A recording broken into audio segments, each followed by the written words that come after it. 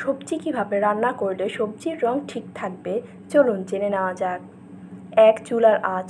সবজি রান্নার সময় প্রথম ও প্রধান যে বিষয়টি মাথায় রাখতে হবে তা হলো চুলার আঁচ। সবজি ভাজির জন্য কিংবা তরকারি রান্নার জন্য প্যান অথবা হাঁড়ি গরম করা থেকে শুরু করে রান্না শেষ হওয়া পর্যন্ত একই আঁচে রাখতে হবে। চুলার আঁচ থাকবে মৃদু থেকে মাঝারির মধ্যে।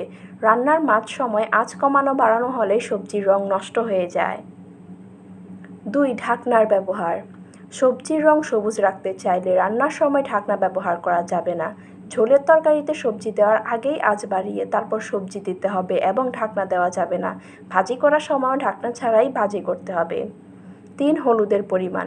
হলুদের পরিমাণ বেশি দিলে তরকারির রং সুন্দর হবে না, আবার না দিলেও সুন্দর হবে না, তাই খুব সামান্য হলুদ মেশাতে হবে। ৪. চুলার তাপ। সবজি সেদ্ধ হয়ে যাওয়ার সঙ্গে সঙ্গে চুলা থেকে প্যান অথবা হাঁড়িয়ে নামিয়ে ফেলতে হবে। চুলার উপর রেখে দেওয়া যাবে না, এতে চুলার তাপে রং নষ্ট হয়ে যাবার ভয় থাকে। সবচেয়ে ভালো হয় চুলা থেকে নামিয়ে প্রশস্ত প্লেটে অথবা ডিশে ঢেলে নেওয়া।